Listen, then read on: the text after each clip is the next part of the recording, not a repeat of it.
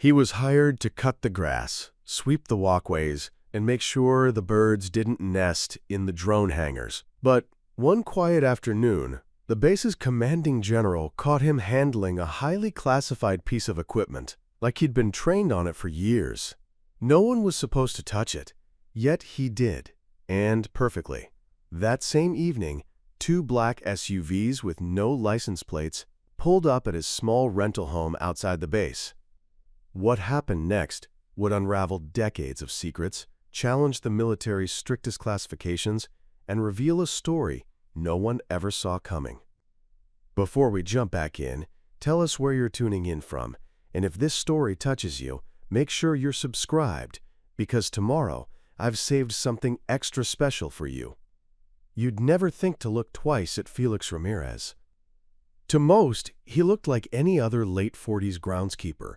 Worn denim overalls, sun-scorched skin, a wide-brimmed hat that shaded his brow from the New Mexico sun, and calloused hands that seemed built for pushing mowers and lifting trash bins.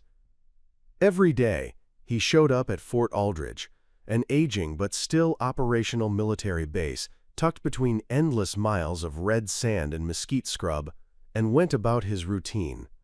He arrived just before dawn, kept to himself, nodded respectfully at the soldiers, and left just as the afternoon heat hit its peak. No one knew where he went after work, and no one thought to ask. On paper, he was just a civilian contractor, quiet, efficient, invisible.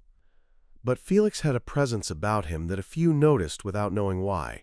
He wasn't boastful, never talked much, but his eyes carried the kind of stillness that made even seasoned sergeants pause mid-sentence. The young privates would joke sometimes that the janitor probably knows more than all of us, laughing nervously as they tossed their cigarette butts near the barracks he'd soon sweep. Felix always just smiled and continued sweeping, but under that easy posture and tired smile was a man who observed everything. The way soldiers moved, how officers spoke to their men, the changes in daily base patterns. He noticed details like tire wear on command vehicles, shifts in drone deployment schedules, and even the erratic behavior of the communication systems during sandstorms. But he said nothing, he never did, because for Felix, silence was survival. On the day everything changed, it was hotter than usual. Heat waves danced across the concrete runways, and the air buzzed with the anticipation of a classified test flight that had all junior staff confined to quarters. Felix, however, had been told to clean around Hangar 9, one of the oldest structures on base, recently reactivated for unknown reasons. Inside the hangar, engineers and officers bustled around what looked like a new unmanned reconnaissance unit, sleek, matte black, and not yet cataloged in any public database. Most would assume Felix wouldn't understand what he was seeing. They were wrong. The moment he laid eyes on the exposed control panel, he paused for just a second too long. His hand involuntarily twitched toward it, then quickly returned to the broom. But one man noticed. Major General Royce Tannen was known for being methodical, sharp, and brutally efficient. A 32-year military veteran, he didn't trust easily and rarely made impulsive decisions. But something about the groundskeeper's movement pulled at him. He watched from the upper catwalk, arms crossed, eyes narrowed. He'd seen countless men break under pressure, fumble procedures, and expose their ignorance. Felix, on the other hand, moved like someone with perfect muscle memory. And then it happened. A stray cart knocked over a power module beside the drone. Sparks flew, and one of the technicians panicked as an exposed interface began flickering erratically. Without hesitation, Felix dropped his broom, stepped over the tangled cords, and in a series of quick, precise motions, rerouted the power, input a reset code, and stabilized the system. The entire bay went silent. The technicians stared. Felix backed away as if nothing happened and picked up his broom again. Not a word. General Tannen didn't move. He didn't speak. He simply reached for his radio and said something to the effect of, "Get Langley on the line. Tell them it's him." By 1,900 hours, Felix was already home, a modest, run-down rental with a tin roof and a back porch overlooking a dry creek bed. He fed a stray dog he'd taken in months ago, warmed up a can of soup, and sat on the porch as the cicadas began their nightly chorus. He had expected this moment for years, though he wasn't sure it would come here, in this dusty corner of obscurity. When the two black SUVs rolled silently onto the gravel road and stopped at the end of his drive, he didn't flinch. The doors opened in sync. Men in civilian clothes but military posture stepped out, one carrying a sealed folder, the other glancing up at the window where Felix sat sipping from a chipped mug. The lead man nodded once, as if greeting an old friend. Felix set his mug down, stood slowly, and stepped off the porch into the dimming evening light. This was no longer about a broken power module. This was the beginning of a truth long buried, and the unraveling of a life no one knew he'd once lived. Felix Ramirez had perfected the art of blending in. Every step of his routine was calculated to be forgettable. He wore muted colors, never spoke unless directly addressed, and ensured that nothing about his presence lingered longer than the echo of his boots on the pavement. He had grown accustomed to this quiet existence, one where the stillness was not emptiness, but safety. From the outside, he was a man with no ambition, no attachments, and no history, just another blue-collar worker trying to earn an honest day's wage under the scorching New Mexico sun. His co-workers barely remembered his name. The base officer signed his time card without looking up. That was exactly how he wanted it. Each morning before the sun crested over the horizon, Felix would rise with the same rhythm, wash his face in cold water, lace his boots slowly, brew a pot of instant coffee that he never finished, and leave precisely 12 minutes before his shift began. On the drive to Fort Aldrich, a straight line of asphalt, flanked by brittle desert sage, he rarely turned on the radio. Instead, he drove in silence, letting the tires hum over the pavement, while his mind replayed fragments of a past life he no longer spoke about. He remembered the smell of rain in jungles half a world away, the low thrum of distant helicopters, and the steady grip of a trigger beneath his index finger. But those were memories stored behind heavy doors, doors he had welded shut a long time ago. At the base, he kept to the periphery. While other contractors gathered in the break rooms to sip coffee or gossip about recent drills, Felix remained outside, sweeping the walkways, wiping smudges from security glass, and mowing the overgrown patches behind the decommissioned barracks. He preferred solitude. Not out of disdain for others, but out of a deep understanding that attachments led to vulnerability. He couldn't afford either. Occasionally, a new recruit would try to strike up conversation, maybe out of boredom, maybe curiosity.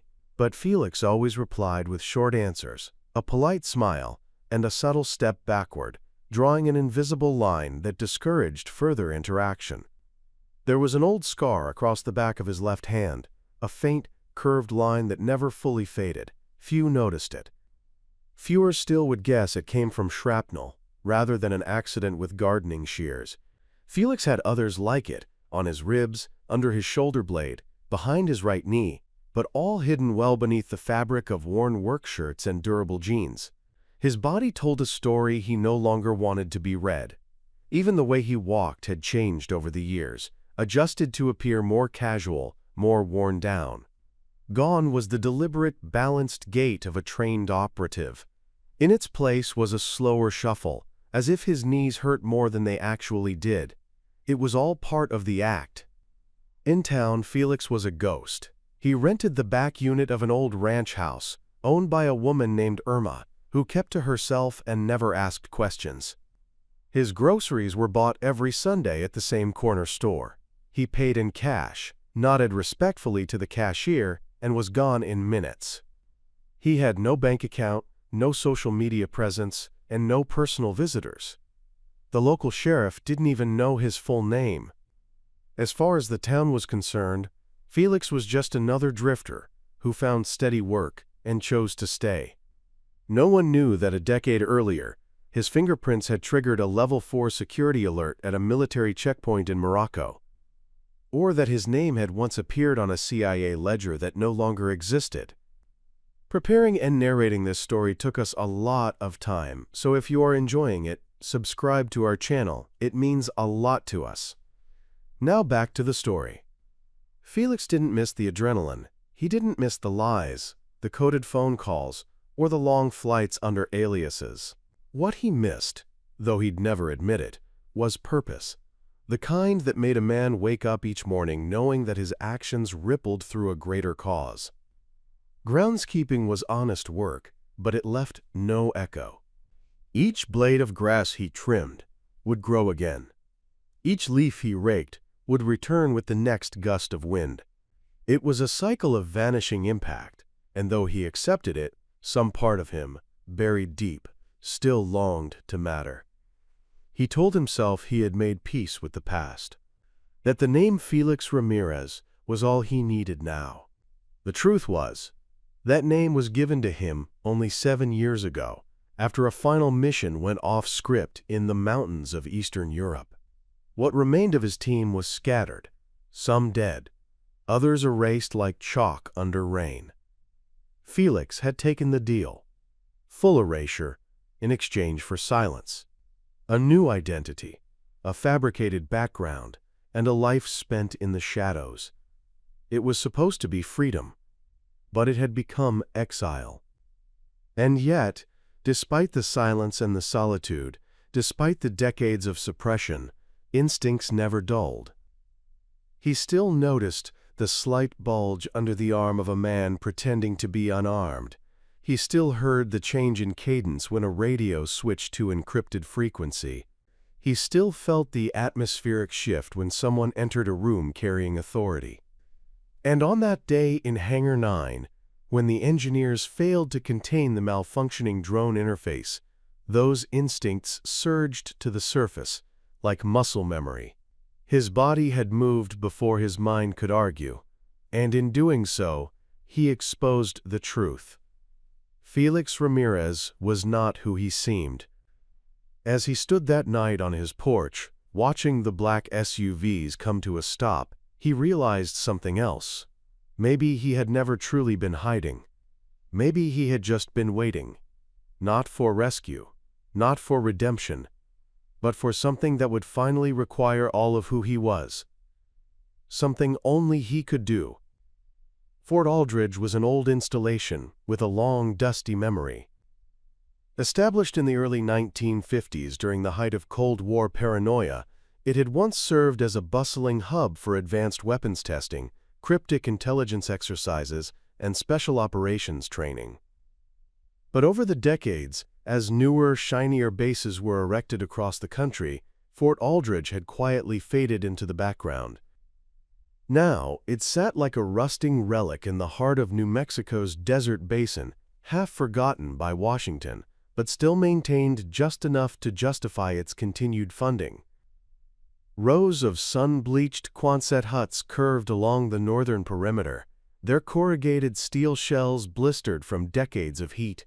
The control tower stood tall but outdated, its radar system a Frankenstein of patched software and salvaged parts.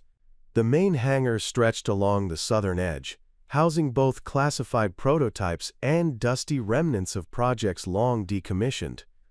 The desert around Fort Aldridge was merciless. In the summer months, the air could burn the inside of your nose, and even the lizards seemed to think twice before crossing the concrete.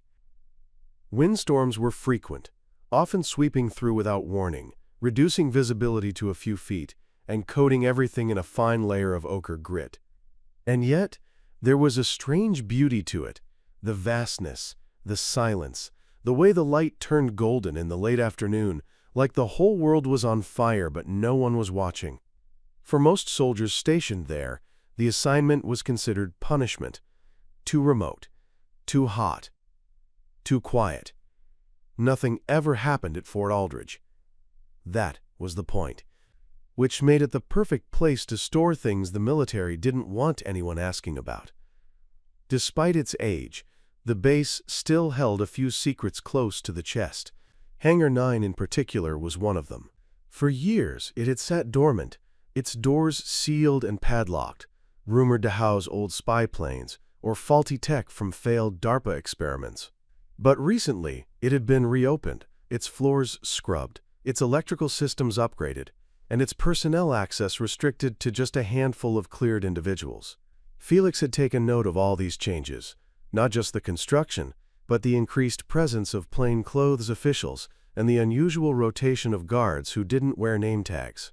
These weren't your average military grunts. Their posture was different, their eyes scanned differently, and they were always watching.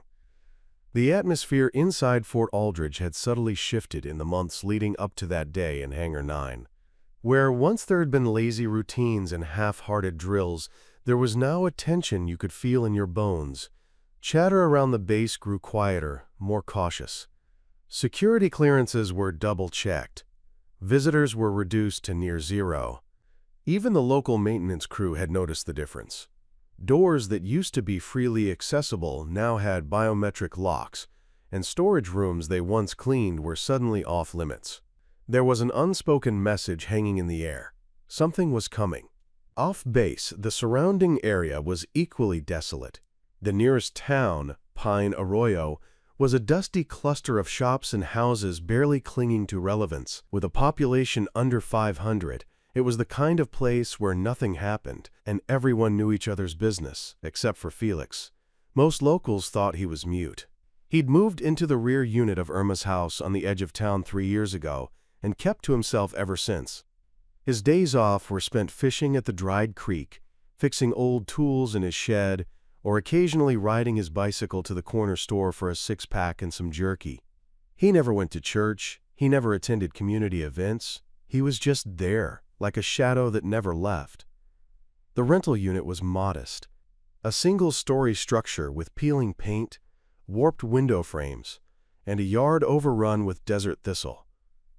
Inside, it was neat to the point of obsession. Everything had its place. Tools were hung with precision. Canned goods were stacked by expiration date. Even the sparse furniture was arranged with military symmetry. There were no photos on the walls, no memorabilia on the shelves. The only object of any real significance was a small metal box, locked and hidden beneath the floorboards in his bedroom closet. It hadn't been opened in years, but its contents were a map of who Felix used to be and who he might still need to become. At night, the quiet in Pine Arroyo was total. No passing traffic, no nightlife, just the occasional howl of a coyote in the distance and the relentless ticking of wall clocks. That night, after the incident in Hangar 9, the quiet was shattered. The low hum of heavy tires on gravel, the synchronized slamming of SUV doors, the crunch of boots on dry earth. Felix knew before he saw them that the men now standing outside his porch were not from Fort Aldridge. They didn't salute, they didn't flash badges, and they didn't speak unless it was necessary. The neighborhood didn't react. Irma's lights remained off, no curtains twitched. People here had learned long ago to look the other way when something strange stirred after sundown. But deep within Fort Aldridge, just 30 miles away, a quiet alarm had already been triggered. Security footage from the hangar was being reviewed by analysts in a subterranean room 3 floors below the command center, and General Royce Tannen was watching it on a secure terminal, his jaw tight, his expression unreadable. He recognized the maneuver Felix had used on the interface, a sequence only taught in Tier 1 programs that officially didn't exist anymore, programs Felix was never supposed to be part of.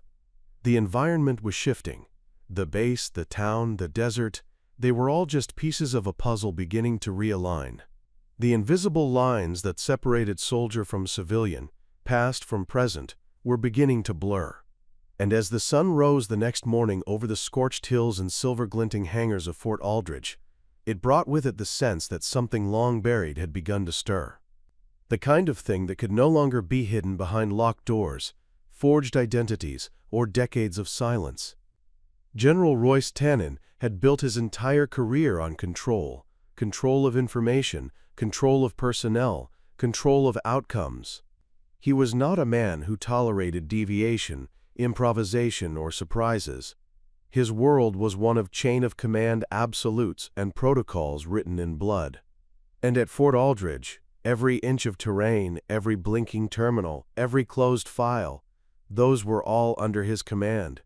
To him, discipline wasn't a philosophy, it was a law. And Felix Ramirez had just broken it. From the moment the drone interface incident occurred in Hangar 9, Tannen's posture shifted from observant to predatory. He'd seen many strange things in his career. Agents who vanished off the grid, operatives who changed identities like others changed socks, covert programs that were supposedly scrubbed but still cast long shadows. But none of those ghosts had ever walked into his domain without permission, especially not dressed as a civilian maintenance worker. That's what made Felix so dangerous. He wasn't just a relic from some hidden file. He had inserted himself into Tannen's command without detection. And now, Tannen had to ask himself two questions he hated more than any others. How did this happen? And who allowed it? Royce Tannen was a tall man, square-shouldered with silvering hair that was always trimmed with regulation precision. His uniform was a canvas of earned authority, with ribbons that whispered of battles fought in jungles, deserts, and cities the world would never know. He was known for eliminating inefficiencies like a surgeon removing tumors. To the Pentagon, he was their quiet cleaner, a man they sent when things needed to be contained. And right now, Fort Aldridge had a containment issue. Within hours of the Hangar 9 incident, Tannen convened a silent command, a 5-person oversight unit operating under a compartmentalized directive known only as Sentinel Echo. This unit had no insignia, no public documentation, and no jurisdictional limits. They existed only to keep certain operations buried, and their targets were often ex-operatives who'd outlived their usefulness, or those who'd stumbled into truths that threatened high-level stability. Felix, it appeared, was both. But Tannen didn't want to act hastily. That wasn't his style. He had dealt with ghosts before, but something about Felix unsettled him. This wasn't a man who'd come looking for trouble. He wasn't hiding behind forged documents or false allegiances. No, Felix had chosen obscurity. That fact alone didn't make him harmless, but it complicated the usual kill or contain equation. There was something deliberate in Felix's silence, a kind of restraint that hinted at capability rather than fear. Men like that didn't run, they calculated. Still, protocols existed for a reason. Tannen's first move was to restrict all base access related to Hangar 9. Engineers were grounded, files were encrypted with double-layered security keys, and everyone who had been present during the incident was placed under silent observation. He didn't want panic, he wanted clarity, so he sent a team, not soldiers, not operatives, but specialists, to pay Felix a visit. Their goal wasn't to arrest or interrogate, not yet. They were there to assess, to look into the man's eyes, to confirm what Tannen had already begun to suspect, that Felix Ramirez was not the name on his ID badge.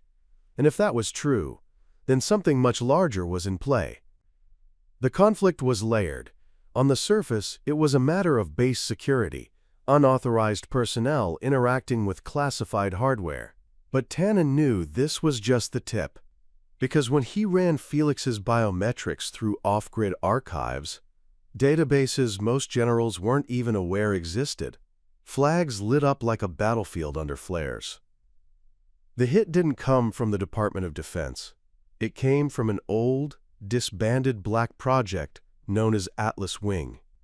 Officially terminated in 2009, Atlas Wing had recruited only the most untraceable assets, trained them under total cognitive and operational isolation, and deployed them on missions that even internal oversight committees had no clearance to review.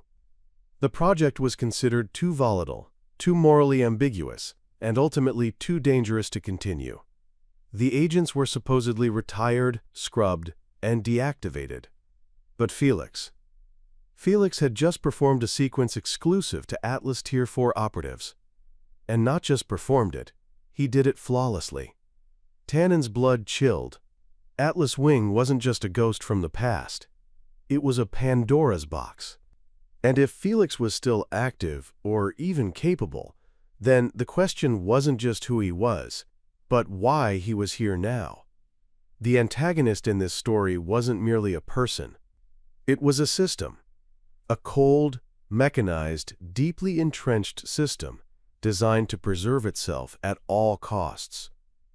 Tannen wasn't evil in the classic sense. He believed in service. He believed in national security. But his loyalty was to the mechanism, not to the people caught inside it. If that meant silencing someone like Felix to prevent the possibility of exposure, he would do it. Without hatred, without pleasure.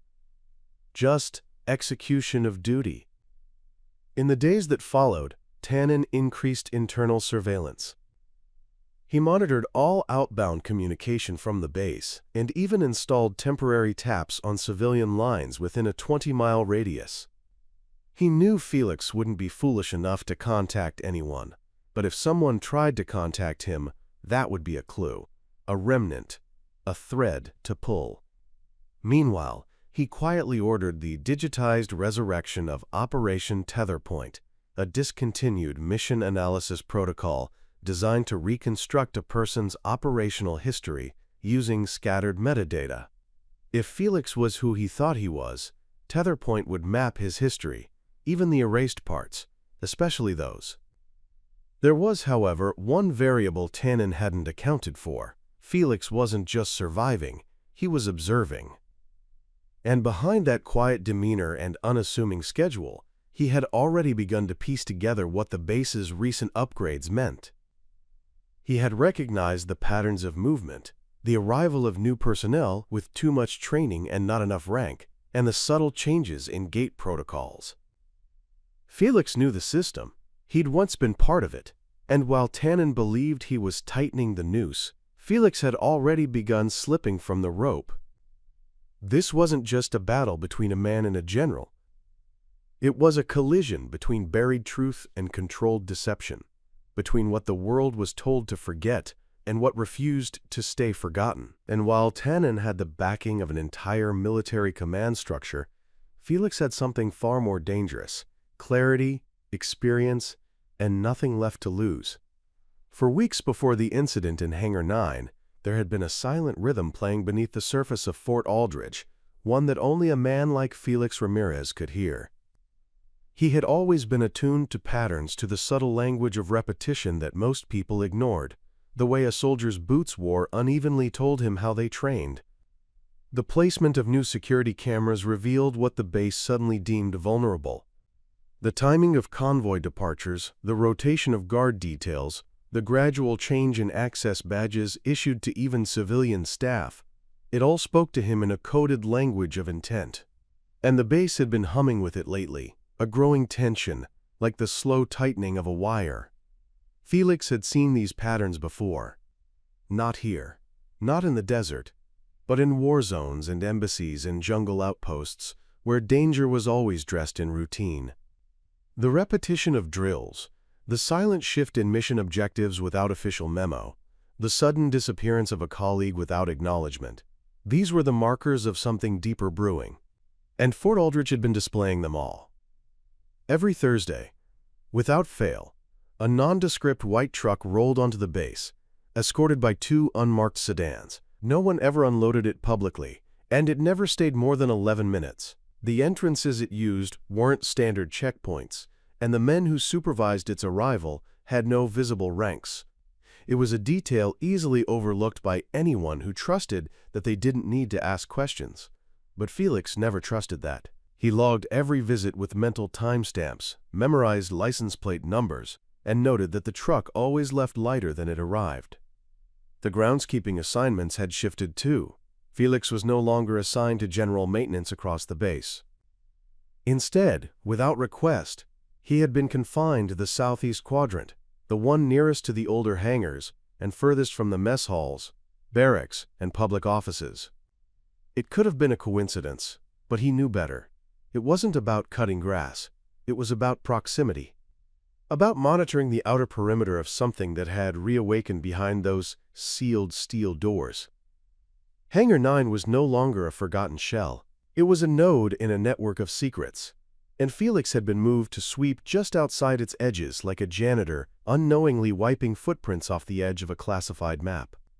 Then there was the airfield, specifically Runway C. Once used only for training exercises and decommissioned aircraft landings, it had recently been reactivated for what Base Command called logistics transfers. But Felix watched the equipment being wheeled onto it. Sensor pods, rail-mounted suppression rigs, stealth cloaking panels still bearing testing markers. These weren't logistics. These were preparations. Something was either being deployed or reassembled, and only a handful of personnel ever touched it. Most of them carried the kind of stiffness in their posture that reminded Felix of field operatives. Not soldiers, but agents. The kind who disappear after 6 months and leave no forwarding address. Every day, Felix swept the same concrete paths, watered the same patch of synthetic grass by the drone testing strip, and emptied the same waste bins outside administrative buildings. And every day, he noted something else out of place. A new camera positioned just above his usual route. A memo slipped under a door addressed to a name he recognized from his past. Even the wildlife had changed. Fewer birds, fewer insects. It wasn't just environmental drift. It was electromagnetic interference, the kind that came from prototype equipment not yet shielded against ambient feedback. In his gut, he knew the project being tested in Hangar 9 was more than a drone. It had to be. The power conduits leading into that hangar had been upgraded to the kind used for energy-intensive operations. Weapon calibration, maybe. AI-integrated systems, perhaps. Whatever it was, it had triggered the reactivation of protocols Felix hadn't heard mentioned since his last mission a decade ago. And through it all, Felix kept his mask on. He continued to nod at guards, return salutes with courteous silence, and work with the predictable precision expected of a man with no ambition. But the ritual wasn't just about hiding. It was also about gathering information, timing, vulnerabilities. He took note of who entered Hangar 9 and when. He mapped out the shadows during different hours of the day. He studied the patrol rotations and identified which guards were sharp and which ones were bored. Each habit, each repeated act, was a form of reconnaissance. Because if he was going to survive what was coming, and he had no illusions anymore that something was coming, he would need every advantage. The conflict with General Tannen hadn't yet reached the surface. No one had spoken to Felix directly since the incident. Not the general, not the base officers, not even the men who had visited his home in silence that night. But the silence was the message. It was the old way. Let the target stew. Make him guess whether he's being watched. Subtly restrict his access without making it official.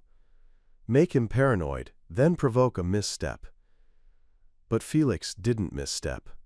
He had lived this exact strategy too many times to fall into it now. What Tannen didn't understand was that Felix wasn't just reacting. He had already begun implementing his own pattern, a counter-ritual. He left tools in precise positions that could serve as improvised surveillance. He adjusted sprinklers to spray against certain cameras and distort visibility. He turned a discarded rake into a disguised trip sensor. And above all, he began preparing the one place Tannen hadn't touched. The landscape outside the base, in the wilderness beyond the fence. Felix had buried caches there once. Long ago. They weren't much. A few tools, a satellite phone, some hardened drives, a hidden blind carved into a canyon wall. But they were there. Insurance policies, from a man who never believed in clean exits. Now every day was a loop. Wake before dawn, observe, record, blend, exit, return. At night, he studied the gaps in his cover, the old aliases he could still activate, the back channels that might still function, the people who might still owe him favors, if they were alive. He wasn't preparing to run. He was preparing for engagement. He didn't want war, But he had lived long enough to know that when a system begins to fear a man's silence more than his voice, that system was already preparing to eliminate him. And so Felix kept moving, kept sweeping, kept blending into the background while underneath, he quietly traced the ritual that Fort Aldridge and General Tannen had unknowingly taught him to master, the rhythm of deception, the discipline of waiting, and the art of using their patterns against them. Under the waning orange glow of a desert sunset, silence loomed heavy over Fort Keswick. The rhythmic hum of cicadas and the distant clatter of military trucks echoed across the base, yet within the heart of the compound, all noise seemed to die out in the presence of something more pressing. General Marcus Trenton had called an emergency debrief with his senior officers. Tensions were high, not because of any foreign threat or act of aggression, but because of what he had witnessed just hours earlier, something that refused to make sense no matter how he turned it over in his mind. The image of Elias, the quiet, hunched groundskeeper, manipulating a sensitive piece of military hardware like a concert pianist tuning a grand instrument, played on repeat in his thoughts. And not just any equipment, but the TRX-7A prototype, classified tech, barely approved for demonstration, much less field handling. The fact that Elias had not only touched it, but seemed to calibrate and refine its sensor suite with unexplainable precision suggested something far beyond casual tinkering. General Trenton knew what he'd seen, and though his subordinates tried to rationalize the event as coincidence or a trick of light and timing, deep down they sensed what he did. This man didn't just understand the equipment, he understood it better than those who designed it. That night, Trenton walked the perimeter alone, pretending to inspect infrastructure, but really watching the humble figure of Elias return to the supply shed after collecting scattered cones near the southern lot. There was something painfully ordinary in the way the man moved, bent slightly forward as though the years had worn down his frame, dragging one boot slightly behind the other. He didn't fit. Not in this high-clearance, ultra-secure base, and certainly not with the knowledge he demonstrated. Yet he wasn't new. Elias had been working at Fort Keswick for 7 years, quietly sweeping the mess hall floors, trimming hedges, painting fences, and fixing broken pipes in officers' quarters. He never spoke unless spoken to, never arrived late, and never seemed interested in anything beyond his tools and tasks. Background checks at his hiring had shown a spotless if vague history, but now Trenton wasn't so sure. He contacted Major Langdon and requested a full security audit on Elias Colton, every traceable thread from his birth certificate to his last tax filing. It wasn't standard protocol for civilian employees who trimmed grass. But Trenton's gut had long since learned to listen when logic failed. Meanwhile, Elias sat on a broken concrete slab behind the mess hall, eating a modest dinner of rice and beans from a plastic container he'd brought from home. He didn't notice the eyes watching from darkened windows, or if he did, he gave no indication. The stars blinked overhead, and he stared at them like a man who had seen too much of Earth, and not enough of what lay beyond. He never stayed in base housing like the rest of the workers. Instead, he drove a dusty old Jeep Wrangler to a cabin several miles outside the perimeter on land nobody cared to chart, tucked between red rock canyons and forgotten mining roads. It was there that a more complete picture began to emerge. Beneath the floorboards of that simple structure were schematics, hand-drawn diagrams of satellite signal intercepts, encryption logs scrawled in mathematical shorthand, and models of weapons systems not publicly disclosed. Military contractors would have killed for the insight contained in those pages. Hidden beneath a false baseboard was a worn photo of a woman and 2 children, the edges curled and water-stained, alongside a badge from a long-defunct agency that bore a ghost emblem and no official name. At precisely 10:47 p.m., a black Hawkbird transport vehicle landed without announcement on the southern helipad of Fort Keswick. 4 members of Special Operations Unit Theta disembarked, faces obscured by advanced recon helmets, gear unmarked, movements methodical. General Trenton greeted them without words, offering only a tablet that played the surveillance footage from earlier that day. Their leader, codenamed Vector, watched silently before nodding once. Then, without hesitation, they moved out toward the groundskeeper's quarters. But they wouldn't find him there. Elias had already left. Whether he sensed the storm coming or simply followed a long-established escape pattern, no one could say. Trenton found himself torn, not between protocol and morality, but between curiosity and awe. Who was this man? How did someone so invisible, so utterly overlooked by every system of power, slip through every layer of scrutiny to hold secrets no civilian should? The following morning brought news that unsettled even the most stoic officers. The storage bay housing the TRX-7A had been cleaned, impossibly so. Residual flaws in the prototype had mysteriously vanished. Its targeting suite now performed 42% more efficiently, and the security system had been subtly modified to self-diagnose future breaches, an upgrade that hadn't even been theorized yet, much less implemented. The only fingerprints found on the console were Elias Colton's. No record showed he had entered the bay again. Cameras, reviewed frame by frame, showed no movement at all. Elias had vanished, but not without leaving proof of his intellect. Proof that someone far more capable than the world suspected had quietly existed in their midst for nearly a decade.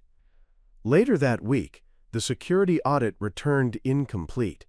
Federal databases flagged Elias Colton's records as sealed under executive order, accessible only with Level 9 clearance, a tier even Trenton couldn't touch. There was no employment history before Fort Keswick, no schooling records, no birth certificate. In official terms, Elias Colton did not exist.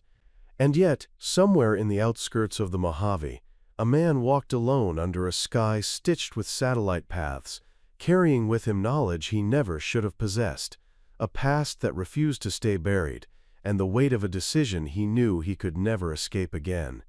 His world had been quiet for too long, and now, as the gears of fate began to turn once more, Elias braced himself for the return of a life he had desperately tried to forget.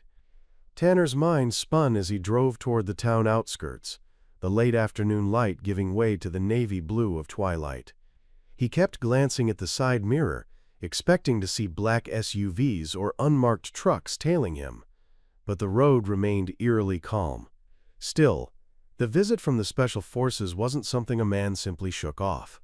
Their movements, their eyes, the way they asked questions without ever needing to finish the sentence, it all screamed something deeper was happening.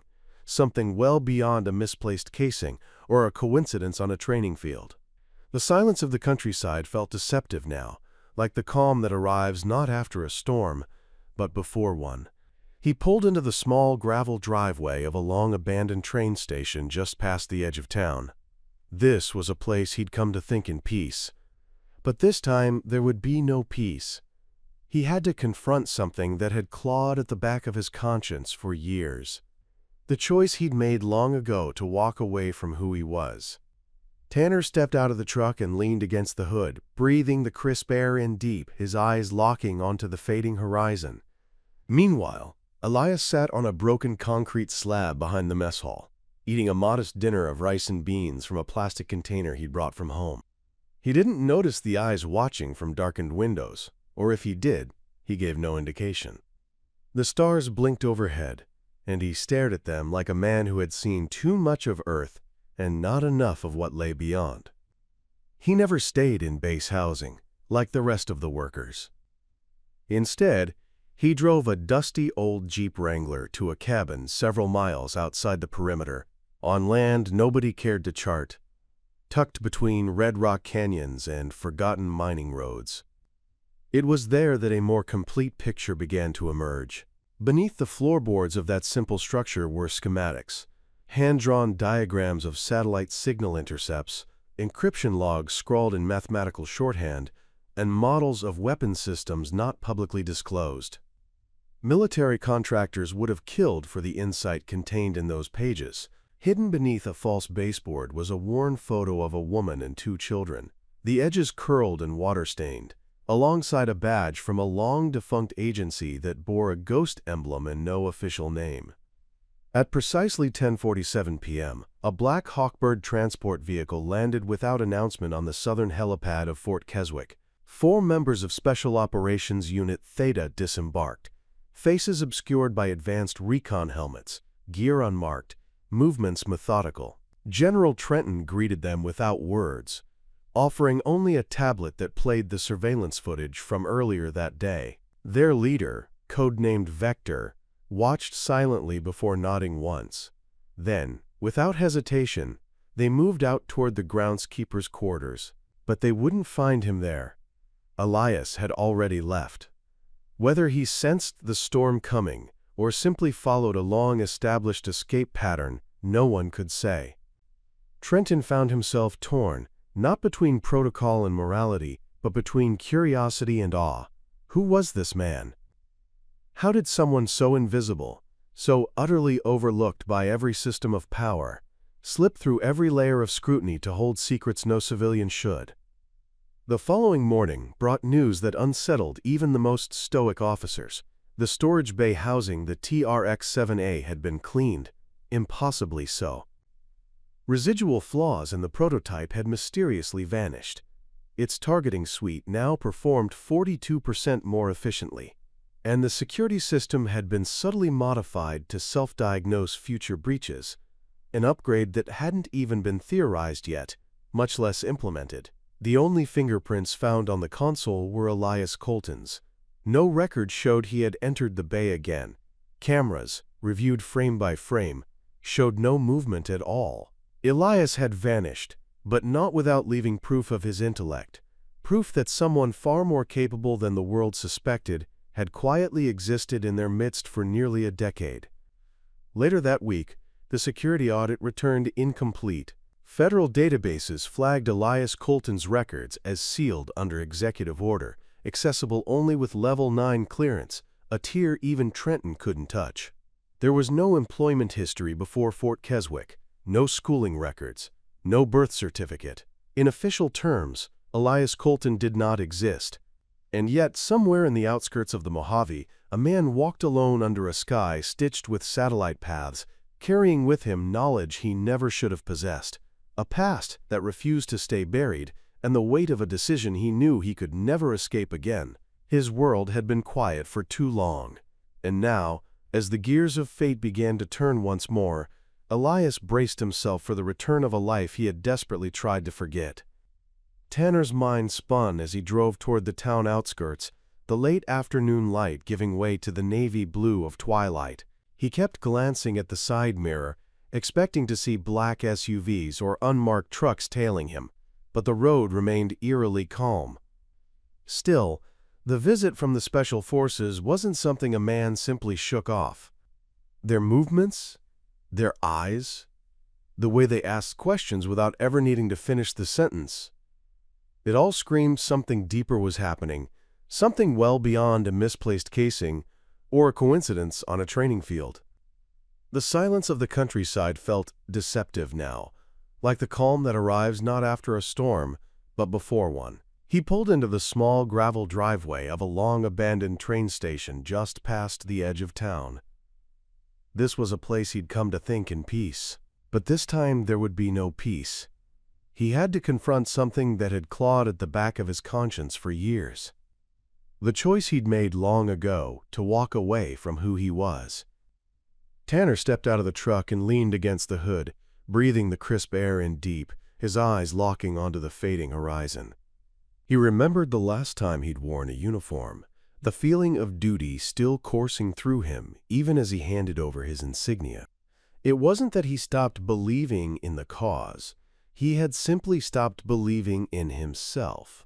But now, a ghost from that past had seemingly risen and knocked on his front door. That ghost wore black fatigues and didn't speak unless it had to. He still remembered the unspoken recognition in the eyes of the Special Forces leader, the one who didn't introduce himself but stared at Tanner like a man who'd read a long, classified file and was now seeing the subject in the flesh. What had they seen? What were they here for? Tanner felt like a pawn being moved into position on a board he never agreed to play. But if that were true, he'd need to decide quickly whether to resist or lean into it. And if he leaned into it, would he even survive what followed? Because deep down, Tanner knew something wasn't right. You don't get a visit from the Special Forces over a missing casing. You don't get followed by a colonel's staff sergeant unless someone's watching you, and not just casually. He reached into the glove compartment and retrieved an old battered notebook. Inside were the only mementos he'd kept from his military past. Sketches of old equipment layouts, field plans, names he hadn't dared say out loud in years. One of those names was underlined 3 times. M. Vasquez. She had once been his commanding officer during a covert project so buried that even top brass in the Pentagon didn't know all the details. She had vanished under mysterious circumstances 10 years ago. The last message she sent him simply read, "You'll know when it's time." Tanner had never known what that meant. But now, with the Special Forces circling and the general's sudden fixation on his groundskeeping presence, something clicked. What if all this time, someone had been keeping him alive in the background, letting him disappear into obscurity, not to forget, but to prepare? The timing was too precise. He turned the page and stared at a series of hand-drawn schematics, military-grade storage systems, trigger interfaces, camouflage breakdowns, stuff he hadn't even looked at in nearly a decade, but which now looked strikingly similar to the newer models he'd cleaned just yesterday. That wasn't coincidence. That was bait. And Tanner had taken it. He closed the notebook and stood silently in the open air, headlights off, engine quiet, and then, in the silence, he heard it. The low hum of electric current, barely perceptible to the average ear, but unmistakable to a trained one. He scanned the perimeter, and there, tucked beneath a brush pile 20 yards away, a black, spherical object blinked once. Surveillance. Someone had planted a passive listening device. That wasn't normal. That wasn't even domestic. That was Black Ops level surveillance. He crouched low, moved quickly to the brush, and disarmed the unit. No signal trace, just a flash drive tucked into the side, waiting to be retrieved. His hands trembled as he inserted it into the emergency laptop in the truck, its screen flickering to life in the dark. A single file, video footage, of him. From earlier that day, but not from the barracks. This footage showed him at home, drinking coffee, reading on the porch, staring at the sky. Time-stamped, dated, tagged. They weren't just observing his work, they had been studying his patterns, his habits, his vulnerabilities. Someone was building a profile on him. And the question now wasn't why. It was who. Because if the military wasn't behind this, then who had the resources and clearance to mobilize special forces, plant black market surveillance, and gather detailed analytics on a man who'd supposedly been out of commission for nearly 10 years? A new kind of fear crept into Tanner's gut, not the fear of being hunted, but the fear of being chosen. He closed the laptop, his jaw tightening as resolve began to crystallize. If they wanted him back in the game, then maybe it was time to stop hiding. But he wouldn't return as a pawn. This time, he'd play as the one who'd studied the board longer than anyone knew. And before anyone made their next move, he'd make his. The morning after the incident in the training field, the base seemed quieter, as if everyone subconsciously anticipated the turning of a page none of them had written. There was a tension in the air, not the kind that came from fear, but from awe and anticipation. Though no announcements had been made, and no one had been debriefed, the rumor mill churned at full speed. Soldiers whispered in the mess hall, speculating about the black chopper, the unmarked SUV, and the classified guests in dark fatigues. But one name kept surfacing in hushed voices: Caleb. Some said he was a former operative. Others believed he was a contractor for foreign agencies. A few even joked that he was a ghost from a defunct experimental program, something the government buried long ago. Whatever the truth, one thing was certain: Caleb Morales was no ordinary groundskeeper. Yet he moved through the base with the same calm, unobtrusive manner as always, pushing his cart, sweeping walkways, checking irrigation valves like nothing unusual had happened. He greeted the same guards at the entrance, stopped to feed the same 3 crows near the perimeter fence, and knelt to trim an overgrown edge of grass outside the medical facility. But to those watching, he had transformed from an invisible man to someone who could no longer be ignored. General Trent Colburn, however, had already moved far beyond mere curiosity. After reviewing the security footage over and over, he had concluded that what he witnessed wasn't a coincidence, nor a one-time flash of talent. Caleb's handling of the broken-down ATLV had not just been competent, it had been practiced, precise, and almost second nature. The fluidity of movement, the pressure adjustments, the subtle recalibrations, those weren't the actions of someone guessing their way through a problem. Those were the instincts of someone who had done this before, likely many times under real-world pressure. Trent's experience taught him to see beneath the surface. And what he saw in Caleb was something the military hadn't trained in decades. Instinctive brilliance, forged through experience, then buried beneath layers of obscurity. But if Trent thought Caleb's mechanical skills were the whole story, he was about to discover how wrong he was. That afternoon, during a routine systems inspection of the weapons bay, Lieutenant Riley, the base's tech officer, flagged an anomaly. One of the secure lockers had been accessed using a code that hadn't been active for years, until the day before. It was an override sequence, tied to a long-retired clearance tier. At first, Riley assumed it was a system glitch, but when he cross-referenced surveillance footage, he saw something disturbing. A blurred figure, shadowed and efficient, bypassing the lock in under 4 seconds, extracting a single encrypted drive, then disappearing into the utility corridor. When Riley enhanced the image, the figure's face came into view. It was Caleb. The footage landed on Trent's desk within an hour. He studied it in silence, his expression unreadable. He didn't alert base command. He didn't call security. Instead, he ordered 2 of his most trusted aides, men with deep field backgrounds, to tail Caleb, but not intervene. Not yet. The general didn't want confrontation. He wanted understanding. He needed to know not just what Caleb had done, but why. Caleb, for his part, seemed unfazed.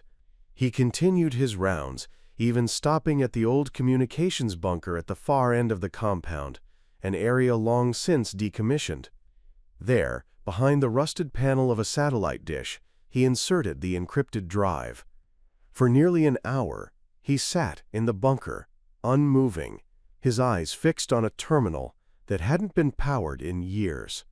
Inside the building, data packets flowed silently, decrypted protocols loaded, and old records, buried under layers of security and misdirection, began to resurface. Images of old squads, mission files stamped Classified Echo Series. Personnel dossiers marked Terminated or Redeployed. And at the heart of it all was a photo. Caleb Morales, not in janitor's clothes, but in full combat gear, standing beside a man whose face was now scarred and hidden under a beard, yet unmistakably familiar to those who studied covert military operations. Commander Riker Voss. The 2 aides outside waited, reporting back every 10 minutes, but they weren't the only ones watching. From a separate remote uplink, a silent feed was being mirrored. Someone outside the base, someone with higher clearance than even Trent, was watching too. And whoever they were, they issued only one message in response to the footage. Activate Protocol Delta 6. Retrieve the asset. No collateral. That night, under the veil of darkness, a different team entered the base.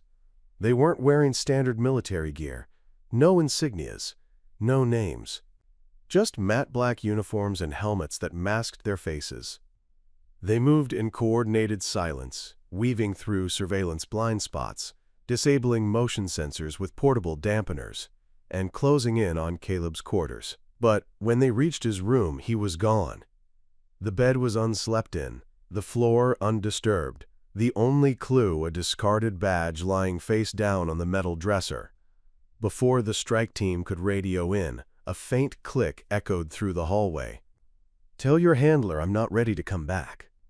It was Caleb, standing under the lights, no longer in maintenance coveralls, but in dark tactical gear, clearly customized and aged with wear. He wasn't hiding anymore. His stance was steady, arms relaxed, but alert, and he was holding something, an obsolete but deadly accurate XM7 prototype rifle.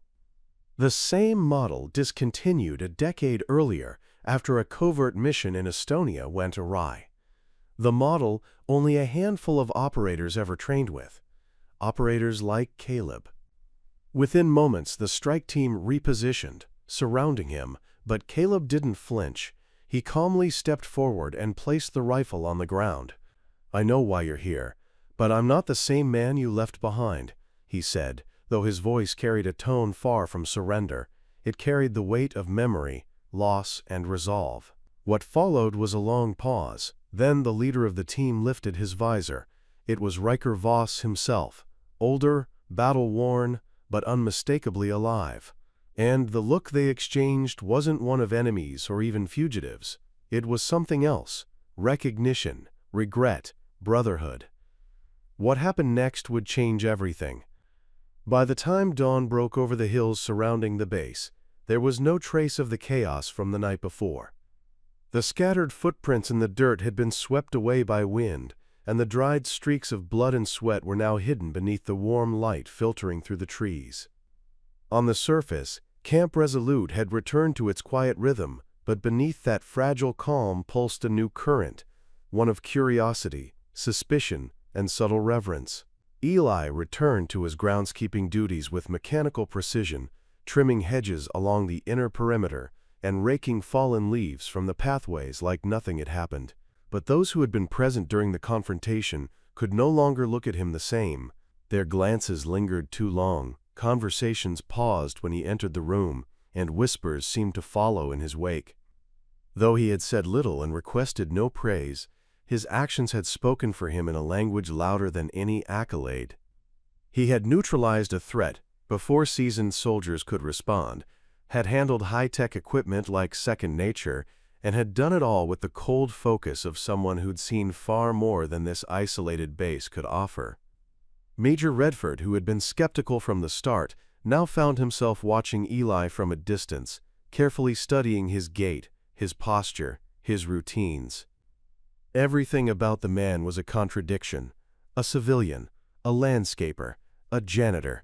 Yet he'd moved like a predator during that confrontation, showing instinctive knowledge of combat zones, using cover and sight lines with the precision of a field officer. It didn't sit right.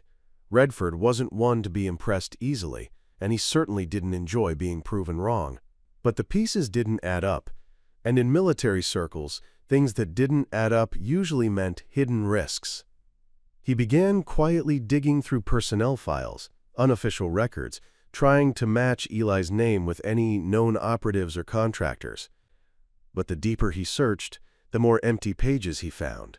No known address before the hiring form, no military records, no service branch, no schooling. Just a signature on a groundskeeper application filed 5 months ago. Meanwhile, General McKenna had taken a different approach. He hadn't said a word about what happened that night, neither to his command staff nor in his reports. There were things in this world that required discretion, and Eli, it seemed, was one of them. McKenna kept his interactions with the groundskeeper minimal but respectful. When they crossed paths, he would offer a nod, sometimes a brief morning, and move on.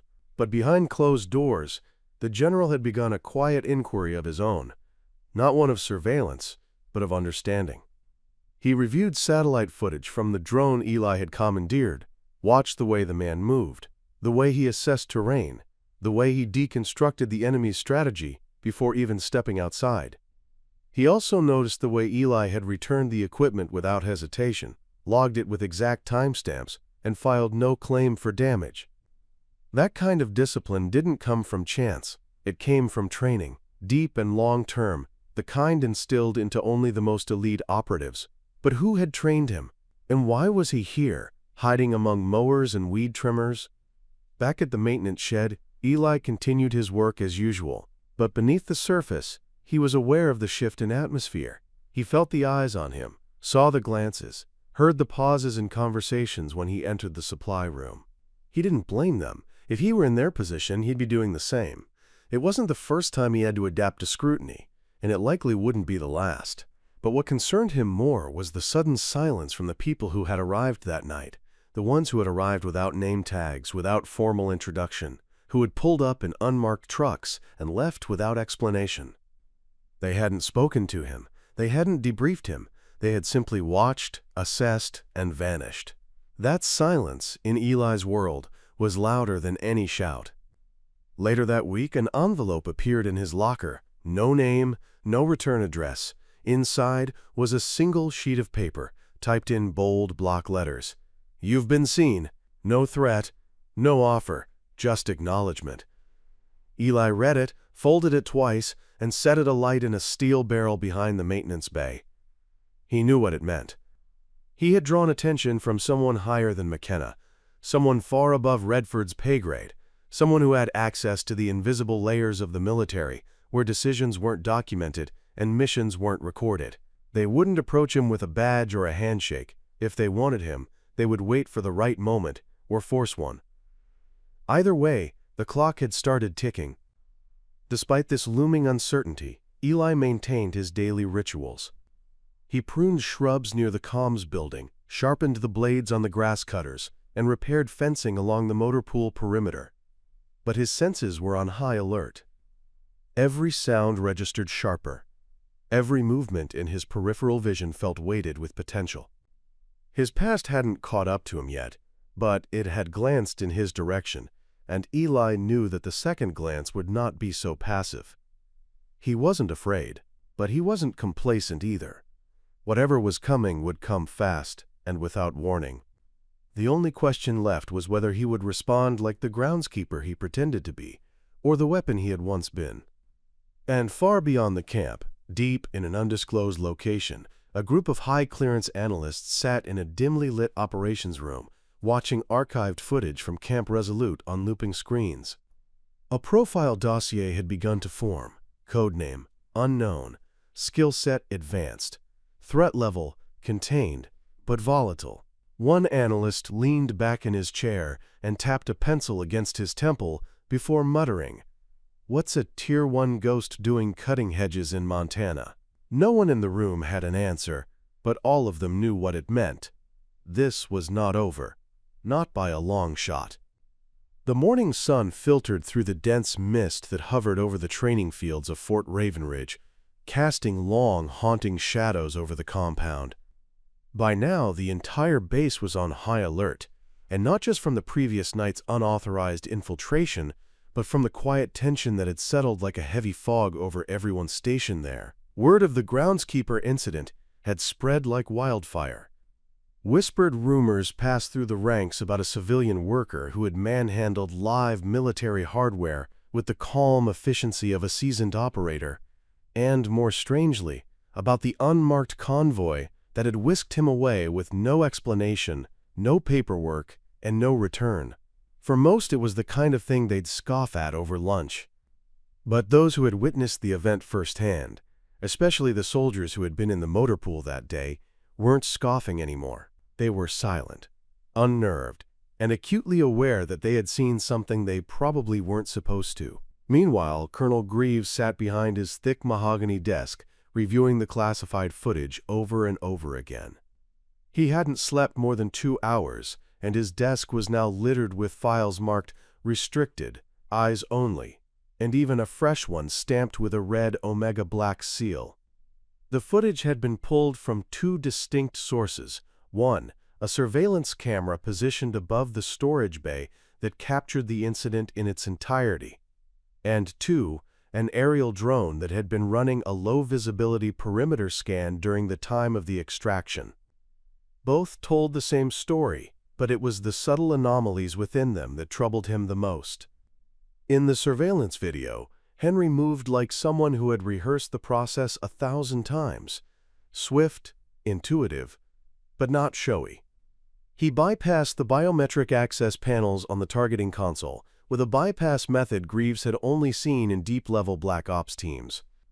Then there was the peculiar way he reconfigured the drone's OS, faster than any enlisted techie Greaves had ever seen.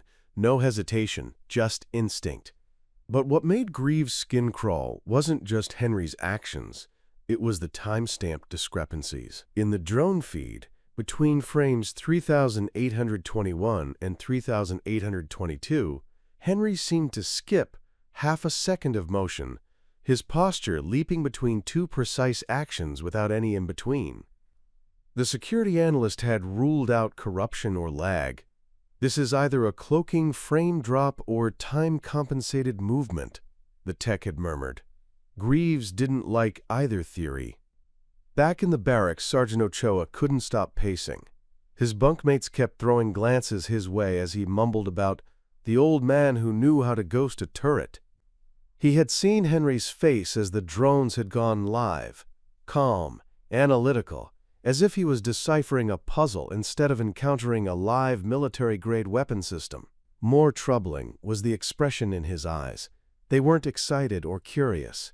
They were resigned, like this had happened before, like he'd been waiting for this moment to come back around. Miles away, inside an unmarked vehicle rolling deep into the Blue Ridge Mountains, Henry sat quietly in the back seat, flanked by two men in black tactical gear. Neither spoke. He didn't need them to. He recognized the insignia embroidered just faintly beneath their shoulder seams. Black thread on black fabric, a perfect metaphor for how invisible these units were meant to be. Black Rook Division, unofficial, disavowed. Dangerous. One of the operatives handed him a tablet. On the screen was a photograph. Grainy, but unmistakable. A series of coordinates. Then, a single line of instruction. Phase 2, Reactivation Protocol. Henry sighed. His eyes softened for the briefest of moments, as if grieving the version of himself he had tried to leave behind. Reactivation was supposed to be a myth, a failsafe buried in forgotten doctrine, used only when the threat was no longer external but embedded, systemic, and rotting the command chain from within. If Black Rook had been mobilized, it meant the rot had reached the top. It meant Fort Ravenridge wasn't just a testing ground anymore. It was a battlefield being primed for a covert civil war. A war that would never reach the headlines, but one that could collapse the very infrastructure of special operations in the U.S. He leaned back against the seat, eyes fixed on the ceiling of the vehicle, as trees and telephone poles blurred past. The ghost of a memory flickered in his mind. Him, 10 years younger, standing in a Syrian dust field, drone wreckage smoldering beside him, and a voice in his earpiece whispering, "Extraction complete. Erase yourself." He had followed that order to the letter, until now. At the base, the morale of the enlisted men was quietly fracturing. Some saw Henry as a hero, an unsung asset embedded in plain sight. Others saw him as a threat, someone who had violated sacred protocols and had gotten away with it. Lieutenant Marsden had started drafting unofficial memos, warning his team to avoid discussing, quote, the Henry incident altogether. Too many eyes were watching now. Internal affairs, intelligence command, and something else, someone no one could trace. Back at Greaves' office, a sealed envelope had been left on his desk. No sender, no name. Inside was a photograph of Henry, not at Fort Ravenridge, but standing beside 3 known Black Rook agents in Romania, dated 7 years prior. Scribbled on the back were 5 words. He was never really gone. Greaves gripped the photo tight, his knuckles whitening. He knew now what this meant. Henry had never been a groundskeeper. He had been a sleeper, one that had just been reawakened.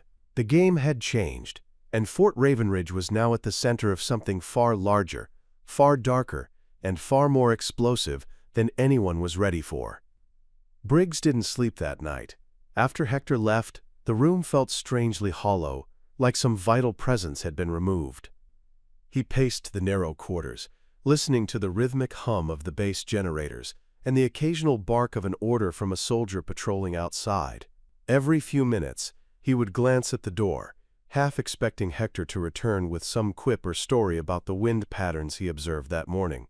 But the door remained closed, and the silence pressed down on him. By dawn, his body was still, but his mind raced with questions. What exactly was Hector preparing for?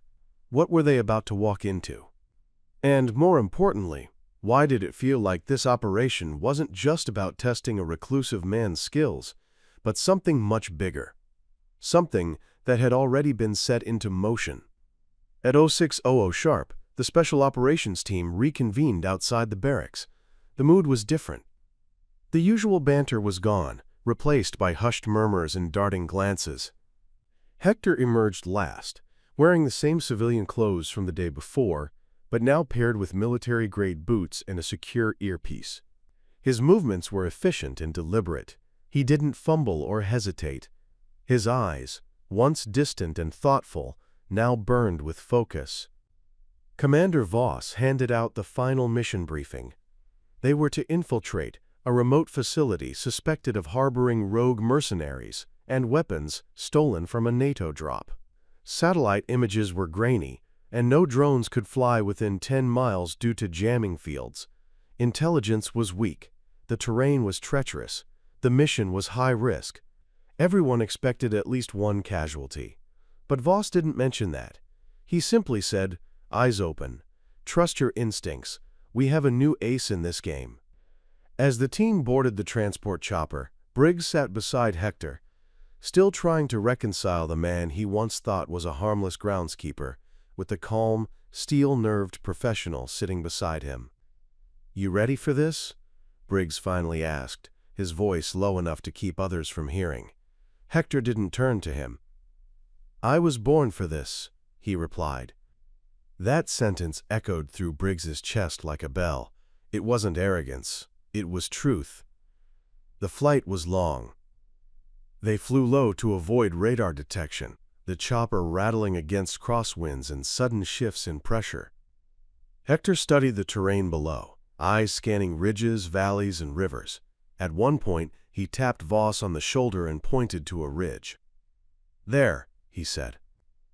"They've built an uplink station on that crest. If we don't take it out first, they'll triangulate our entry point."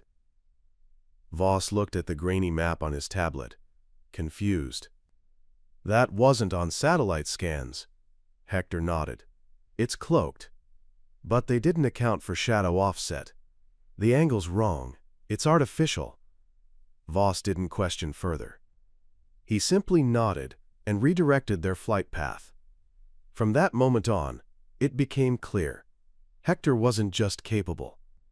He was operating at a level beyond even the most elite operatives. When they landed, it was still dark. The trees whispered around them, and the air was thick with damp earth and old secrets. The team split into 3 units, with Hector embedded with Briggs and 2 other specialists, Torres and Mendez.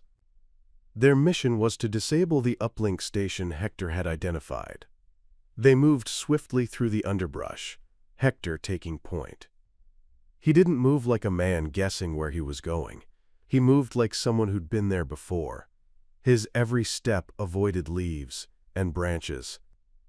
He paused before every open clearing, scanning for shifts in light and unnatural patterns. Twice, he caught movement before anyone else did, signaling them to freeze just seconds before an enemy patrol passed. Even Torres, a combat veteran with over 20 missions under his belt, whispered under his breath, "What is this guy?" When they reached the station, it became clear that Hector's analysis had been spot on. A fully functional uplink relay, hidden beneath camouflaged netting, was relaying intermittent pulses, just enough to stay off-grid, but active enough to coordinate reinforcements. Hector examined the wiring for barely a minute before pulling out a compact toolkit from his jacket, clearly not standard issue. "3-minute job," he muttered. "But if I do it wrong, it'll ping all connected devices and bring in half the valley." No one moved. No one offered help. They just watched as he went to work, hands steady, eyes locked. 2 minutes and 40 seconds later, the lights blinked out. The relay went dead. Torres gave him a silent nod. Mendez mouthed, "Damn." With the relay station disabled, they rejoined the others at the fallback point and began their descent into the valley basin, where the enemy stronghold was nestled. That's when everything fell apart. A hidden sensor, likely recently placed, triggered an alert. Within seconds, the calm of the forest erupted into chaos. Gunfire lit up the night. Branches exploded. Dirt flew. Orders were shouted. The team scattered, taking cover behind rock outcrops and fallen trees. But amidst the confusion, Hector didn't flinch. He grabbed Briggs and yanked him behind a downed log just as a grenade tore through the ground they had stood on seconds before. "We've been made," Hector barked. "Forget stealth. We extract hard or we die." What followed was the most intense firefight Briggs had ever experienced. But in the center of the storm, Hector moved like water. Fluid, unpredictable, unrelenting. He coordinated movements, gave fire cover, and even laid down a diversion to draw enemy troops into a narrow choke point, giving the remaining operatives a path to retreat. It wasn't just skill, it was instinct honed through something far deeper than training. By the time reinforcements arrived, half the enemy forces were down, and not a single member of Voss's team had been killed. Injured, yes, bruised, bloodied, but alive. When the smoke cleared and silence returned to the valley, every soldier turned to Hector with a new kind of reverence. He wasn't a groundskeeper anymore. He wasn't even just a brilliant operator. He was the reason they were all still breathing.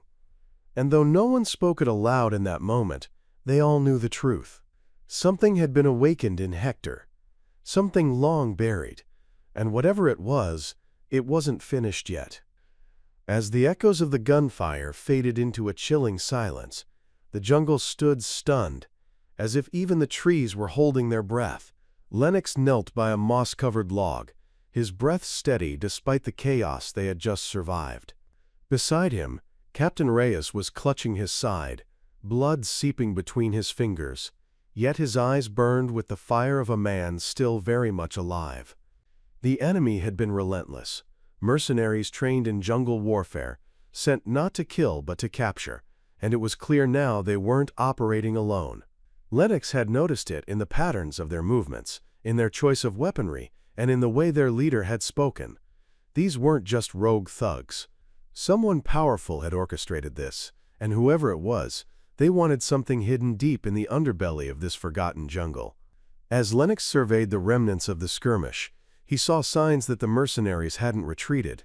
They'd repositioned. They were hurting them, pushing them somewhere specific. A memory from years ago flashed in his mind. An old storage bunker tucked behind the ridge that hadn't been used in decades, decommissioned and abandoned after a structural collapse, rendered it unsafe. Except Lennox knew better. He had been part of the crew that closed it down, and he had watched as crates of classified tech were wheeled into the dark belly of that hill before the final steel doors were welded shut. It made no sense that someone would know about it now, unless someone had talked. He rose to his feet and signaled to Reyes, who nodded despite the pain. The team had regrouped in a small clearing, battered but intact. They were all looking to Lennox now, not as a groundskeeper or consultant, but as a leader. Even Staff Sergeant Hall, once skeptical of Lennox's presence, followed orders without hesitation. Lennox led them on a grueling trek through thorny underbrush and ankle-deep mud, always one step ahead of their pursuers. When they reached the ridge, the shape of the bunker door, half consumed by vines and foliage, emerged like a relic from a forgotten time. The keypad was rusted, but Lennox reached into his backpack and pulled out an old access card, wrapped in a weathered bandana. He swiped it once, nothing. Twice, a third time. Then a mechanical groan erupted from beneath the earth, and the heavy steel doors began to creak open just enough for the team to slip inside. The air inside was damp and metallic, the scent of decades of abandonment thick in their nostrils. As they descended into the bowels of the facility, the old emergency lights flickered to life, revealing corridors lined with experimental hardware, prototypes of weapons that had never seen the battlefield. Reyes staggered forward, staring in disbelief. "This is a treasure chest," he muttered, half in awe, half in fear. "Why was this sealed away?" Lennox didn't answer. His mind was elsewhere. If the enemy had been directing them here, it wasn't just about the weapons. It was about what lay beyond the final chamber. He remembered the last project they had stored here, a piece of hardware that was never officially documented. A prototype drone control matrix, capable of hijacking any autonomous system within a 100-mile radius.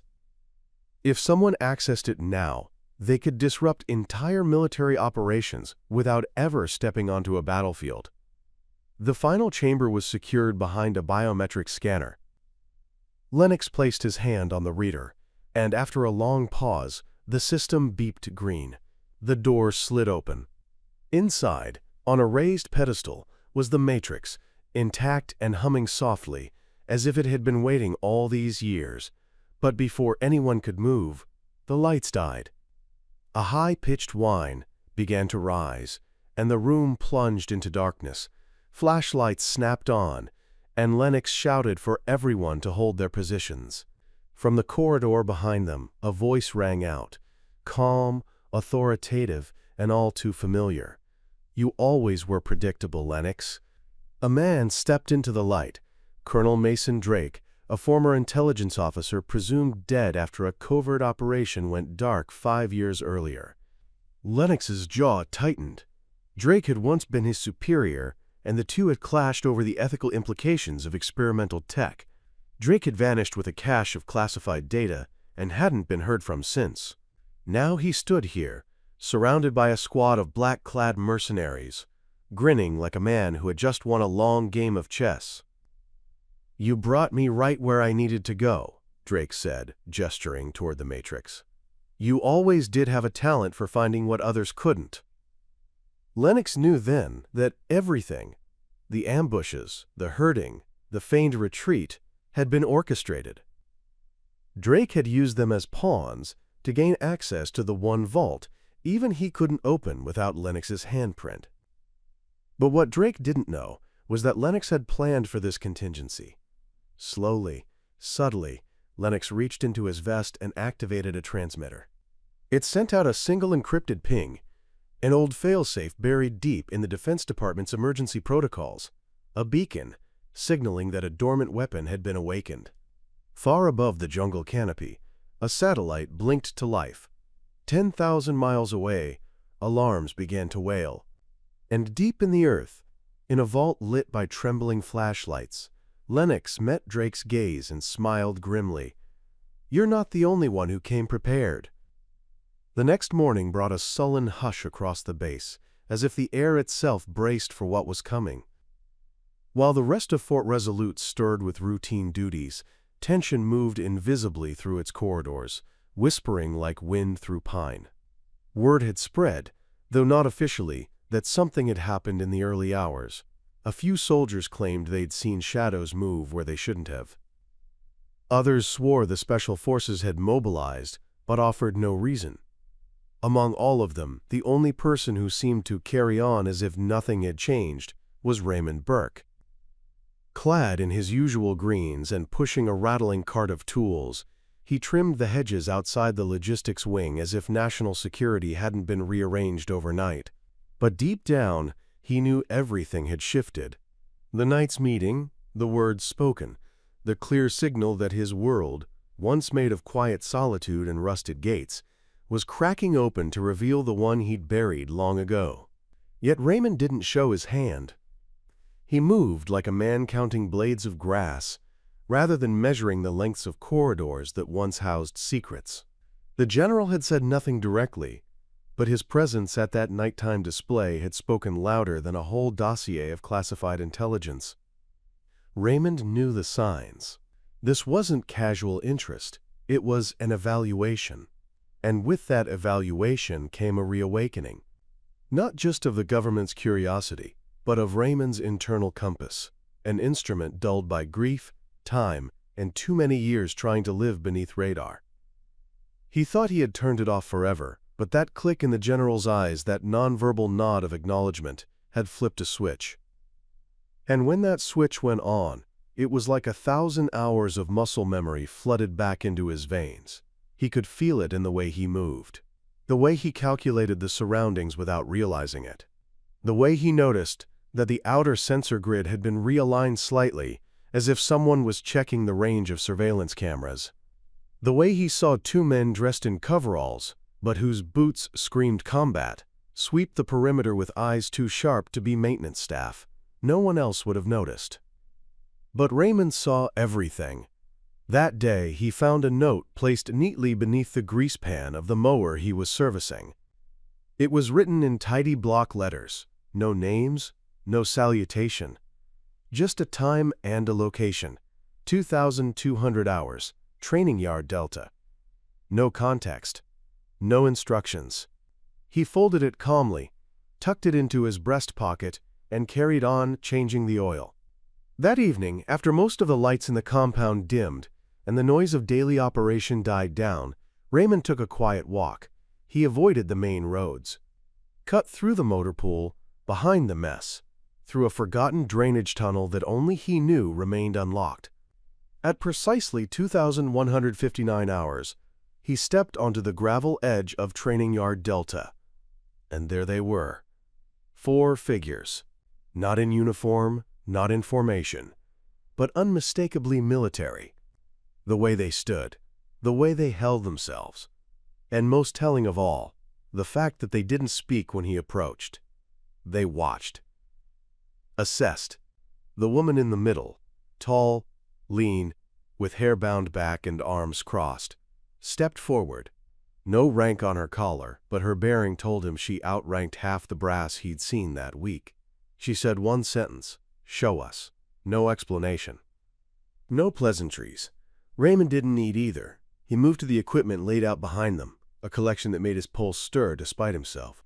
Handheld systems, modified optics, encrypted comms, a few customized tools that looked newly prototyped. He inspected them, one by one. Then, in total silence, he demonstrated how each could be bypassed, reprogrammed, or rerouted. Not in theory. In execution. Using his fingers, a short blade, and no access to power. Within 20 minutes, 3 of the 4 were glancing at each other. A 4th was filming discreetly, and the woman gave a single nod that said everything Raymond needed to know. They weren't here to observe. They were here to confirm. He was being vetted, not for reintegration, but for a specific role, likely off books, possibly unacknowledged. Definitely essential. The session ended without fanfare. No documents, no promises. Just a second note, this time placed in his back pocket by the woman herself when she circled him under the guise of retrieving a piece of gear. She didn't speak as she did it. She didn't have to. Raymond walked back to his bunk as if he'd just taken a smoke break. No limp in his step now, no stiffness in his joints, just quiet resolve. He sat on his narrow bed, unfolded the paper, and read 3 words. "You were right." That was all. But that phrase meant everything. It meant the general had spoken to someone, that they believed what they saw in him, that he hadn't imagined the way they had watched him, that his time in the shadows hadn't dulled his edge. He stared at the wall, the old military maps still pinned up from his maintenance inventory days, and allowed himself one deep breath. Then he stood, locked the door, and opened the footlocker beneath his bed. Inside was an object wrapped in canvas and dust. A relic of the past. A piece of his old self. With trembling hands, he unwrapped it and stared into the steel gleam of his own custom toolkit, one he hadn't used in nearly a decade. As the last light outside dimmed completely, Raymond sat beside it, not as a groundskeeper, not as a man running from ghosts, but as a soldier waiting for orders. The base remained unusually quiet for the next several days. Despite the revelation, despite what they had uncovered and the decisions already in motion, The surface routine carried on undisturbed. Mowers still trimmed the lawn, drills still echoed from the motor pool, and cargo trucks rolled past like clockwork. But within the invisible corridors of command, a firestorm had ignited. General Harrow had officially submitted the full report to Homeland Command, backed by the classified footage, spectral data analyses, and the special unit's testimonies. But more than that, he had made a personal recommendation, one that carried weight far beyond his rank. He had written, in uncharacteristically blunt terms, that Lucas Vexley, former civilian and presumed military maintenance worker, should be considered for black-level operational status, or, if the upper brass refused, released from the grid entirely and allowed to vanish into protected exile. Neither of those recommendations were standard. Neither were particularly safe for Lucas or Harrow. But the general no longer cared about protocol. Something had changed in him.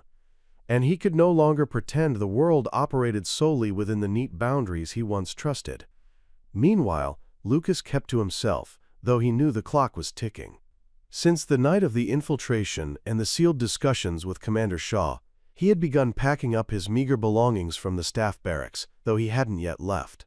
He had sensed something in the way Shaw watched him, not suspicion anymore, but respect laced with reluctant awe. That same awe radiated from the guards who now walked a little differently around him, the engineers who no longer made small talk, and even from the kitchen staff who had started leaving out extra rations with quiet reverence. Lucas didn't say much, but inside, a storm brewed. He knew his cover had burned up the moment he touched that tank. He had hoped for more time, hoped for a quieter exit. But now, they all knew he was something else, someone else. And soon, someone upstairs would want to own him. That was always the real danger, not being found, but being claimed. In his temporary quarters, he retrieved a weathered box from beneath the floorboards, one that had sat untouched for over a decade. Inside were fragments of a past life, an old dossier marked Archangel, faded photographs of people long gone, and a small silver token shaped like a hawk's talon. He held the token between his fingers and stared at it for several minutes, not moving, barely breathing. This was never meant to be his life again. He had walked away for a reason. But they had forced his hand. The moment he'd acted on instinct near that tank, the moment General Harrow's gaze locked onto his movements, it was already over. And now, the echoes of that past were coming back like thunder over distant hills. Elsewhere on base, Harrow had received an encrypted message directly from Strategic Command. It was brief but unmistakable. Request acknowledged. Priority inspection in 48 hours. Prepare for reassignment protocol. The message was unsigned, but he knew who it came from. Director Albrecht, a ghost in the system who never surfaced unless something critical was unfolding. Harrow leaned back in his chair, staring at the blinking cursor of his secure terminal. That message didn't mean they were accepting his recommendation. It meant they were coming to take Lucas. To study him, dissect him, use him, or worse, erase him. And Harrow couldn't let that happen. For the first time in 30 years of service, he began planning to defy a direct order. That night, Shaw approached Lucas in the darkness outside the motor pool. He didn't speak right away, just stood near him, their silhouettes painted in moonlight and metal shadows. After a long pause, he asked, "You planning to vanish before they arrive?" Lucas gave a faint nod, his eyes fixed on the open horizon. "You should," Shaw said. "But not alone."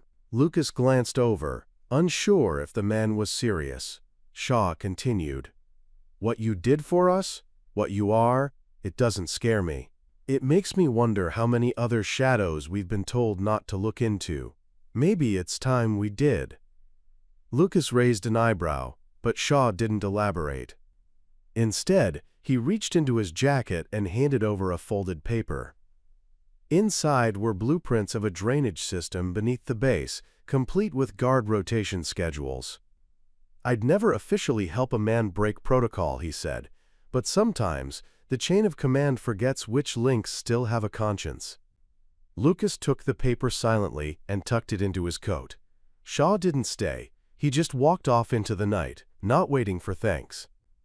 Back in the command tower, Harrow was finalizing a parallel plan.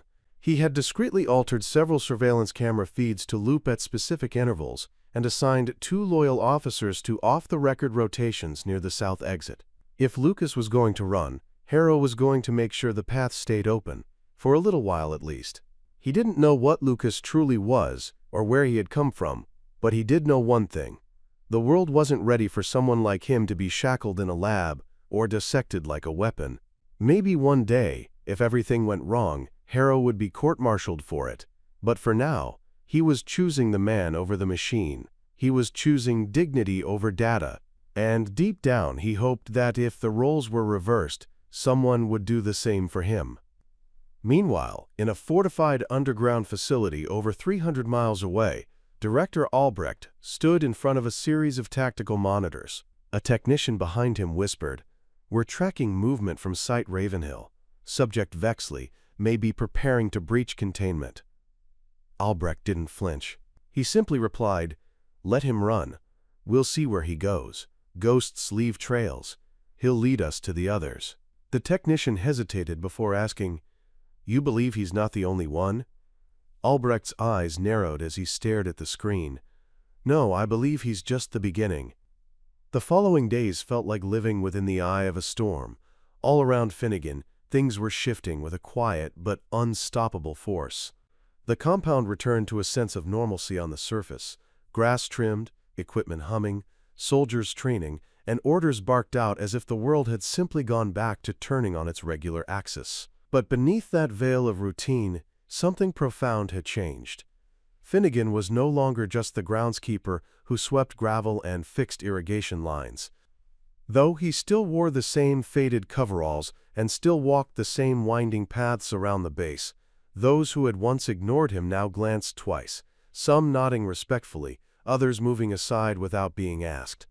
The general had seen to it that a report was filed with command, one that officially acknowledged Finnegan's, quote, extraordinary service during a moment of grave risk. It was carefully worded, not revealing sensitive details, but potent enough that his file now carried a mark of distinction. It opened doors. But more than paperwork or shifting gazes, what stuck with Finnegan was the quiet understanding that what he had done mattered. Not just the act of stopping a drone, but the reminder he had given to everyone that valor could come in unexpected forms. That night, after the ceremony had concluded, just a quiet, dusk-lit presentation by the general in front of the operations barracks, Finnegan walked back to his humble quarters with a mind swimming in reflection. He had declined the offer of reassignment. The brass had offered him a classified tech support role, buried deep within the research annex, far away from the open sky and endless field of grass he'd grown to love. He thanked them but said no. He belonged here. Not because he was afraid of something new, but because this was where he felt closest to his purpose. That sense of being useful, in the quiet, overlooked ways. There was honor in that. And Finnegan, despite everything, still found peace in the rhythm of growth, watching things take root, keeping them alive, tending to the order that made chaos keep its distance. Yet even as he clung to that peace, Finnegan had changed. He noticed more now. The small inconsistencies in personnel movements, the occasional encrypted code passed across screens in the control room, even the subtle patterns of aerial patrols overhead. It was as though, once seen, the layers of operational life refused to be unseen. One afternoon, as he trimmed the edge of the tarmac, where the drop helicopters landed, a shadow crossed over him. He looked up to see riders stepping off one of the black rotors, now in full tactical gear. Their eyes met, and Ryder gave him the smallest of nods, a gesture that carried all the weight of shared trials. No words were needed. The acknowledgement said everything. You stood your ground, and I saw it. He disappeared into the building without breaking stride. But that nod lingered in Finnegan's chest like a medal. Over the next few months, the Special Forces unit stationed at the base rotated in and out. Sometimes, he would hear coded messages over the radio chatter, Sometimes, a whisper about the anomaly in the control room, the civilian who wasn't supposed to know what he knew. A handful of the new recruits tried to challenge him early on, treating him like just another base worker, until one of the officers would quietly pull them aside and set the record straight. Finnegan never heard what was said, but the tone always changed after. Respect arrived swiftly after that. One rainy morning, while walking past the now restricted bunker where the compromised server had once sat, Finnegan paused under the eaves and stared out at the open lot where wildflowers had begun to bloom. The government had sealed off the structure for repurposing, but in the back of his mind, Finnegan still felt the pulse of that machine, still heard the hum of something not quite human. Perhaps that would never fully leave him. He thought about the threat, the implications, the fact that somewhere, someone had designed those drones not to fail, but to evolve. He wondered what came next. But instead of feeling dread, Finnegan accepted the mystery. He understood now that battles were not always fought with guns or in daylight. Sometimes they came silently, tucked in lines of code or disguised in routine. And sometimes it took a man with mud on his boots and a leaf blower slung over his shoulder to stop the end from coming early. That evening, as the sky turned the color of copper and clouds gathered on the horizon, Finnegan sat on his porch with a small mug of strong coffee. His hands, weathered and scarred, rested calmly on his lap. Somewhere far off, a C-130 rumbled through the air, returning home. And as the rumble faded and silence took its place, Finnegan allowed himself a rare smile. He had been a shadow for so long, forgotten by the systems he once served. But now, in his quiet way, he had become a symbol, not of rebellion or brute strength, but of resilience, perception, and the quiet power of being prepared when no one else was watching. And that, perhaps, was the greatest kind of soldier there was, not one waiting for war, but one ready to stop it before it began. Up next, you've got 2 more standout stories right on your screen. If this one hit the mark, you won't want to pass these up. Just click and check them out. And don't forget to subscribe and turn on the notification bell so you don't miss any upload from us.